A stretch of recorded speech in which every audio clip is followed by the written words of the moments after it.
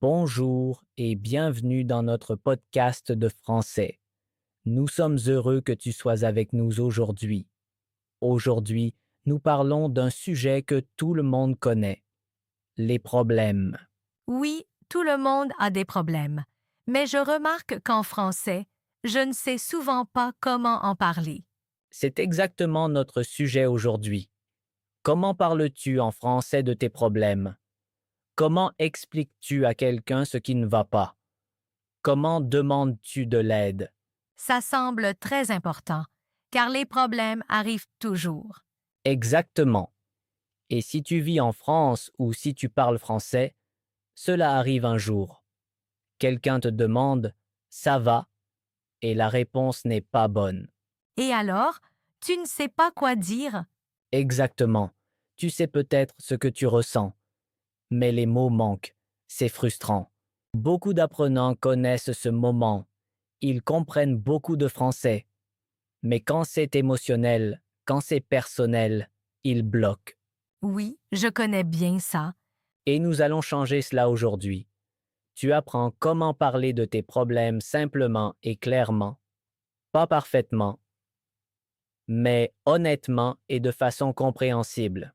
Et je te le dis tout de suite, tu n'as pas besoin de longues phrases, tu n'as pas besoin d'une grammaire parfaite, tu as juste besoin de mots simples et clairs.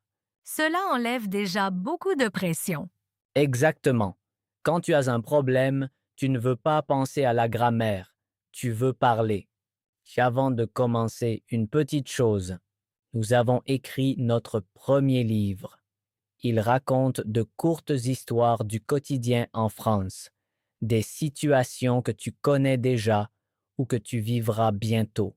Comme ici, tu y apprends comment les gens parlent vraiment, pas du manuel, mais de façon authentique, directe et naturelle.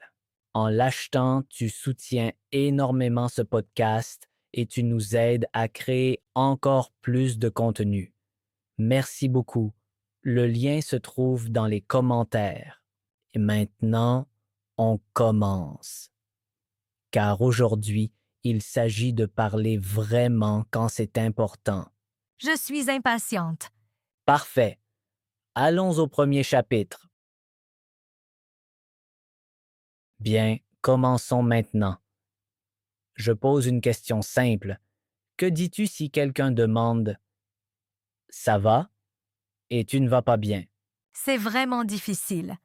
Je dis souvent juste bien, même si ce n'est pas vrai. Exactement.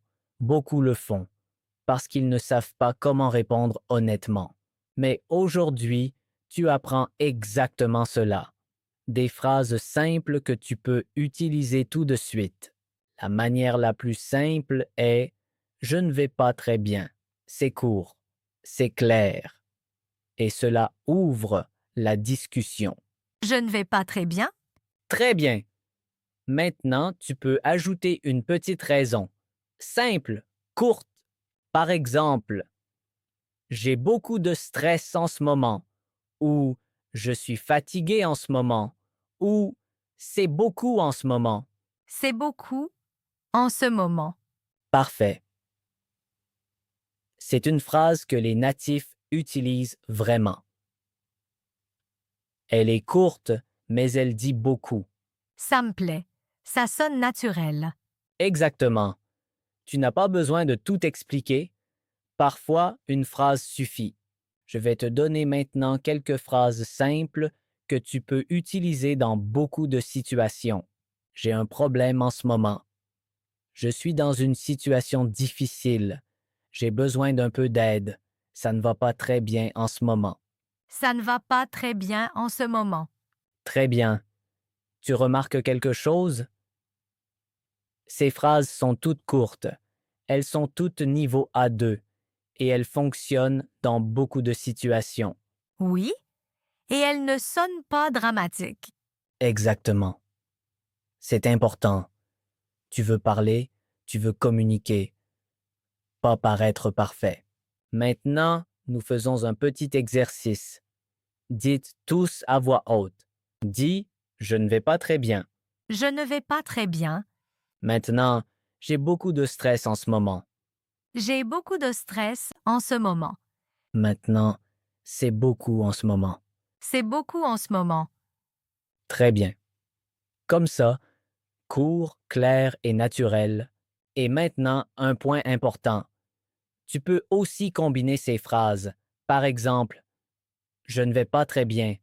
J'ai beaucoup de stress en ce moment. C'est simplement beaucoup. Ça ressemble déjà à une vraie conversation. Exactement. Et c'est le but, pas une phrase parfaite, mais un moment réel.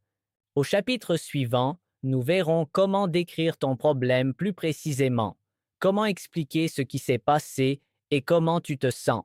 J'en ai vraiment besoin. Parfait. Alors, continuons. D'accord. Nous faisons un pas de plus. Tu peux maintenant dire que tu ne vas pas bien. C'est déjà très bien. Mais parfois, tu veux dire plus. Tu veux expliquer quel est le problème. Oui, exactement. Parfois, je ne veux pas seulement dire qu'il y a un problème, je veux aussi dire quel est le problème. Exactement. Et c'est ce que nous faisons maintenant. La façon la plus simple est ceci. Tu décris le problème en une phrase courte, sans longue explication, sans longue histoire, simple et direct. Par exemple, j'ai des problèmes avec mon travail, ou il y a du stress à la maison, ou j'ai un conflit avec un ami. J'ai un conflit avec un ami. Très bien. Et maintenant, tu peux aller un peu plus loin. Tu dis ce qui s'est passé exactement. Toujours court, toujours simple. Par exemple, nous nous sommes disputés ou il a dit quelque chose qui m'a blessé ou nous ne parlons pas en ce moment. Nous ne parlons pas en ce moment. Parfait, c'est une phrase forte, courte et claire. Mais comment dire ce que je ressens? Très bonne question. Et c'est la prochaine étape. Tu ajoutes une émotion. Très simple. Ça me rend triste. Ça me rend nerveux. Ça me met en colère. Je me sens dépassé. Je ne sais pas quoi faire. Je ne sais pas quoi faire maintenant. Très bien. C'est une phrase très authentique. Beaucoup de gens disent cela. Ça sonne vraiment naturel. Exactement. Parce que c'est réel. Tu ne récites pas un livre. Tu parles de la vie. Maintenant, faisons un petit dialogue. Je te pose des questions, tu réponds. Comment vas-tu aujourd'hui? Pas très bien. J'ai du stress au travail. C'est beaucoup en ce moment. Je me sens un peu dépassée. Je suis désolé. Qu'est-ce qui s'est passé? J'ai beaucoup de tâches et peu de temps. Ça me rend nerveuse. Très bien. C'est une vraie discussion. Je vois que je peux déjà dire beaucoup plus qu'avant. Exactement. Parce que tu n'essaies pas d'être parfait, tu dis ce que tu penses vraiment. Et c'est bien plus fort. Maintenant, dites tous à voix haute. Dis, j'ai des problèmes avec mon travail. J'ai des problèmes avec mon travail. Maintenant, ça me rend nerveux. Ça me rend nerveuse. Maintenant, je ne sais pas quoi faire. Je ne sais pas quoi faire.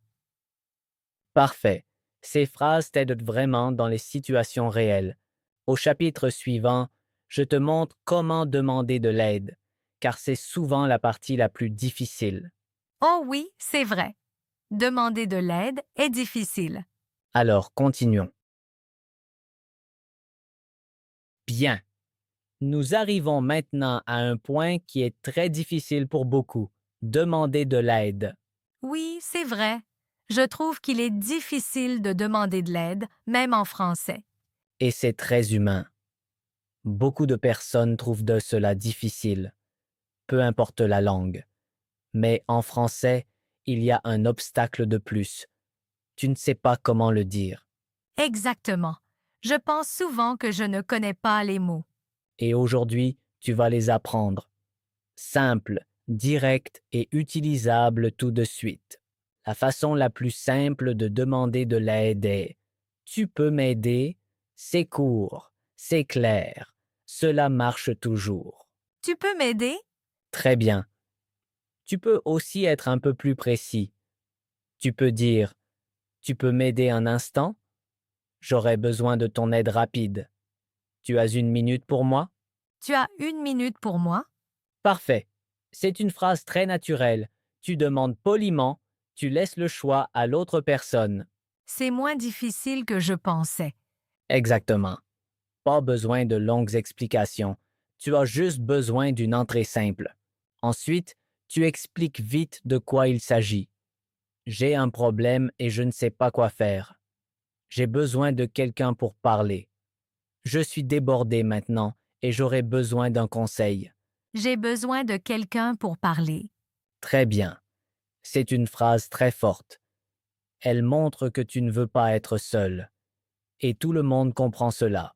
Mais que faire si j'ai besoin d'aide pour quelque chose de précis? Par exemple au travail ou avec un formulaire. Très bonne question. Tu peux alors dire, tu peux m'aider à comprendre ça? Tu peux me montrer comment ça marche?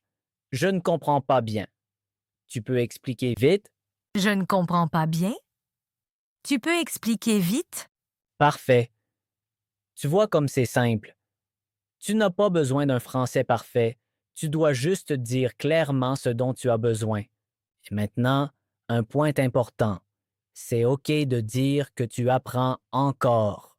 Ça sonne bien, mais j'en ai parfois honte. Je comprends. Mais imagine que quelqu'un te dit pardon, j'apprends encore le français.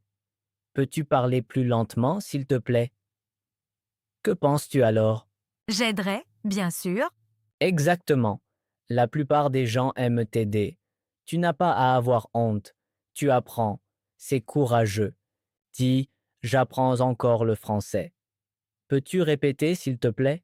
J'apprends encore le français. Peux-tu répéter, s'il te plaît? Très bien.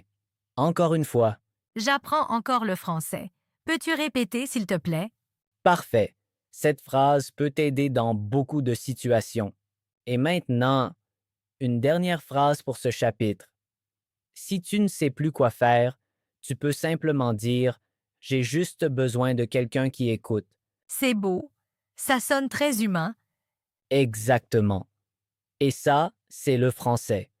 Pas une grammaire parfaite, mais une vraie communication. Dans le prochain chapitre, nous verrons comment réagir aux problèmes des autres, car une conversation va dans les deux sens. Oh oui, c'est aussi important. Je ne sais souvent pas quoi dire quand quelqu'un d'autre a un problème. C'est exactement ce que nous ferons ensuite. Bien, passons maintenant à l'étape suivante. Tu sais déjà comment parler de tes propres problèmes, mais que se passe-t-il si quelqu'un d'autre a un problème? Que dis-tu alors? C'est aussi difficile. Je ne sais souvent pas si je dois poser une question ou simplement écouter. Exactement. Et c'est un sujet très délicat, même entre locuteurs natifs, mais il existe quelques phrases simples qui aident toujours. Elles montrent que tu écoutes, que tu es là et que tu veux aider. La façon la plus simple est tout va bien chez toi? C'est une question facile, mais elle ouvre une porte. Tout va bien chez toi? Très bien. Ou tu sembles un peu calme aujourd'hui? Tout va bien? Tu sembles un peu calme aujourd'hui. Tout va bien? Parfait. Cela montre que tu es attentif, que tu vois l'autre personne. Ça paraît attentionné. Exactement. Et quand quelqu'un commence à parler, vient l'étape suivante. Écouter et réagir. Beaucoup d'apprenants font ici une erreur. Ils essaient de donner tout de suite une solution, mais souvent, ce n'est pas ce dont l'autre a besoin. Oui, c'est vrai. Parfois, on veut juste que quelqu'un écoute. Exactement. C'est pourquoi ces petites réactions sont importantes. Ça semble vraiment difficile. Je suis désolé. Je comprends. J'imagine que ce n'est pas facile. J'imagine que ce n'est pas facile. Très bien. C'est une phrase forte. Elle montre de l'empathie sans juger. Et si je veux poser plus de questions? Alors tu demandes simplement tu veux en parler? Ou puis-je faire quelque chose? ou tout simplement « Je suis là si tu veux parler ». Je suis là si tu veux parler. Parfait. C'est une des phrases les plus fortes que tu peux dire à quelqu'un. Ça sonne vraiment chaleureux. Exactement. Et la langue peut être chaleureuse même si elle est simple. Faisons maintenant un petit exercice. Je joue quelqu'un qui a un problème. Tu réagis. Je passe une journée horrible. C'est vraiment beaucoup en ce moment. Oh, je suis désolée. Tu veux en parler? Très bien. Continue. Oui, peut-être. C'est à cause de mon travail. Je ne sais plus quoi faire. J'imagine que ce n'est pas facile. Je suis là si tu veux parler. Parfait. C'est une vraie conversation. Courte, claire et empathique. Je remarque que ces phrases aident vraiment. Exactement. Car la langue n'est pas seulement information. La langue est aussi connexion. Si tu connais ces phrases simples, tu peux vraiment être là pour les autres. En français. C'est peut-être la plus belle chose dans une langue. Très bien dit. C'est exactement cela. Et maintenant, un petit rappel. Dans notre programme d'apprentissage, nous travaillons justement sur ces thèmes, de vraies discussions, de vraies situations. Pas la grammaire du livre, mais le français qui marche vraiment. Si ça t'intéresse, regarde les commentaires. Passons maintenant à la fin de cet épisode. J'ai hâte du résumé. Parfait. Allons à la conclusion. Bien. Nous sommes maintenant à la fin de cet épisode. Répétons tout une fois encore. Aujourd'hui, il y avait vraiment beaucoup. Oui, j'ai vraiment beaucoup appris. Et je vois que décrire ces problèmes en français n'est pas si difficile. Exactement. C'est le point le plus important. Tu n'as pas besoin de phrases compliquées. Tu as besoin de mots simples et clairs. Faisons le résumé. Dans la première partie, tu as appris à dire que tu ne vas pas bien. Des phrases simples comme « Je ne vais pas très bien »,« J'ai beaucoup de stress en ce moment »,« C'est beaucoup en ce moment ». Ces phrases m'aident vraiment à répondre plus honnêtement. Exactement. Parler honnêtement est mieux que dire toujours « ça va », même si ce n'est pas vrai. Puis, nous avons appris à décrire ton problème plus précisément. Tu dis quel est le problème. Tu dis comment tu te sens. Et tu restes quand même court et clair. J'ai des problèmes avec mon travail. Ça me rend nerveuse. Je ne sais pas quoi faire. Parfait, comme ça. Ensuite, nous avons parlé de demander de l'aide. Tu peux m'aider? Tu as 1 minute pour moi? J'ai besoin de quelqu'un pour parler. Et le plus important, c'est OK de dire qu'on apprend encore. Exactement. Ce n'est pas un signe de faiblesse, c'est du courage. Et ensuite, nous avons appris comment réagir quand quelqu'un d'autre a un problème. Tu montres que tu écoutes. Tu demandes si la personne veut parler. Et tu es simplement là. Je suis là si tu veux parler. Très bien, cette phrase reste. Et maintenant, voici ta tâche. Pour toi et pour tous ceux qui écoutent. D'accord, je suis prête. Pense à une situation de ta vie. Une situation où tu avais ou où tu as un problème. Et maintenant, décris cette situation en français, avec les phrases que tu as apprises aujourd'hui. Ce n'est pas obligé d'être parfait, ça doit juste être vrai. Je peux le faire. Très bien. Et si tu veux, écris-le dans les commentaires. Quelques phrases suffisent.